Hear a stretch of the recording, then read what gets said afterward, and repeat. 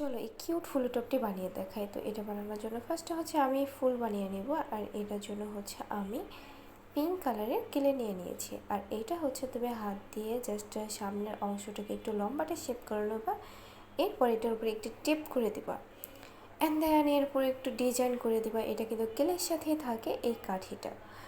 তো এটা ডান হয়ে গেলে এখানে হচ্ছে আমি ইয়েলো কালার কেলে নিয়ে নিয়েছি, এটা হচ্ছে ফুলের মাঝখানে অংশ দিয়ে দিব।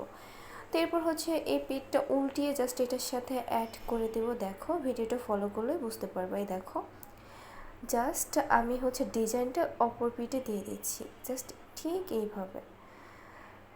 দেন এটা যখন আমি হচ্ছে ঠিক করব তখন হচ্ছে বোঝা যাবে যে এটার প্রপার ডিজাইনটা কত বেশি কিউট হয়েছে। এই দেখো, ইস এই দেখো কত সুন্দর লাগছে, তাই না? তো এখানে হচ্ছে আমি আরও 6টি ফুল বানিয়ে নিয়েছি, মানে আরও 5টি, আর যেটা বানিয়েছি এটা নিয়ে মোট 6টি ফুল। অ্যান্ড দেন এখানে হচ্ছে আমি ঝাড়ুর কাঠি ইউজ করব। তো এখানে হচ্ছে আমি কেলে এটা কেলেটা হচ্ছে এটার সাথে জাস্ট অ্যাডজাস্ট করে দেবো খুব ভালোভাবে। এই দেখো ডান।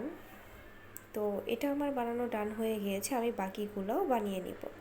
তো সবগুলো বানানো হয়ে গেলে আমি এটার সাথে অ্যাডজাস্ট করে দেব।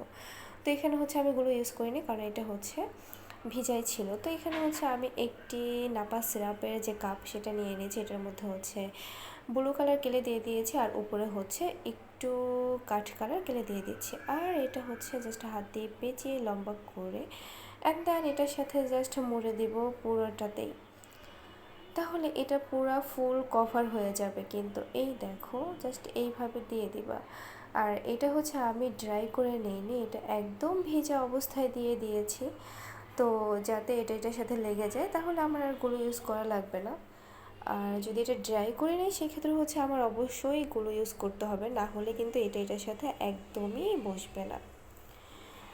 তো এটা জাস্ট এইভাবে ঘুরিয়ে দিয়ে দিব। আর এইখানে বাকি অংশটার সাথে আবারও হচ্ছে একটু হচ্ছে অ্যাডজাস্ট করে দেব, যেহেতু এত বড়টা বানিয়ে জাস্ট এত বড় রশির মতো করা হচ্ছে সম্ভব না। তো এই দেখো বাকি অংশটাও জাস্ট ঠিক সেমভাবে দিয়ে দিয়েছি।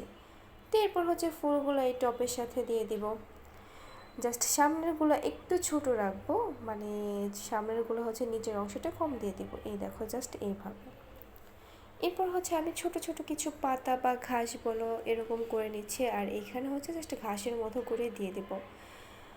দেন আমার কাছে এটা অনেক ভালো লাগে যে এটা হচ্ছে একটা টবের সামনে যদি কিছুটা ছোট ছোট পাতা বা ঘাস টাইপের কিছু থাকে, তাহলে এটা দেখতে কিন্তু আরও বেশি ইউনিক, আরও বেশি সুন্দর লাগে। এই তো ডান। তো এটা তোমাদের কেমন লেগেছে অবশ্যই কমেন্টে জানাও, আর ভালো লাগলে অবশ্যই চ্যানেলটি সাবস্ক্রাইব করে দাও। টাটা।